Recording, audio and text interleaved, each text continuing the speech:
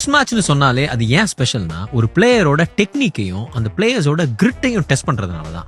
இதுல டெக்னிக்கு பேர் போன கவாஸ்கரையும் கிரிட்டுக்கு பேர் போன பார்டரையும் கமாமரேட் பண்ற மாதிரி வைக்கிற பார்டர் கவாஸ்கர் டிராஃபில இந்த டெக்னிக்கையும் கிரிட்டையும் டெஸ்ட் பண்ணலாம். இப்படி 1996ல ஒரு ஒன் ஆஃப் டெஸ்டா ஆரம்பிச்ச இந்த பார்டர் கவாஸ்கர் டிராஃபி இன்னைக்கு உலகமே பயங்கரமா வெயிட் பண்ணி பாக்குற ஒரு சீரீஸா ஆனதுக்கும் ஒரு காரணம். 96ல சச்சினோட கேப்டன்சில தான் இந்த பார்டர் கவாஸ்கர் டிராஃபி ஆரம்பிச்சது.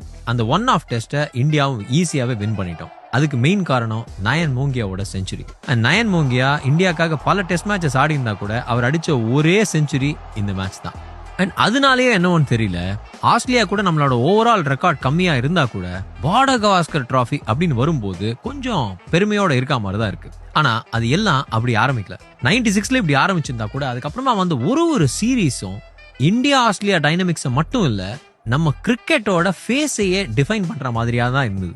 2001ல ஸ்டீவா இதனோட லாஸ்ட் ஃப்ரான்டியர் அப்படின்னு சொன்ன அந்த பார்டர் கவாஸ்கர் டிராஃபி தான் ஒரு ஐகானிக் டெஸ்ட் சீரீஸாவும் மாறிச்சு. அவங்க ஃபர்ஸ்ட் மேட்ச் ஈஸியா வின் பண்ணதுக்கு அப்புறமா அந்த ஒரு எபிக் மேட்ச்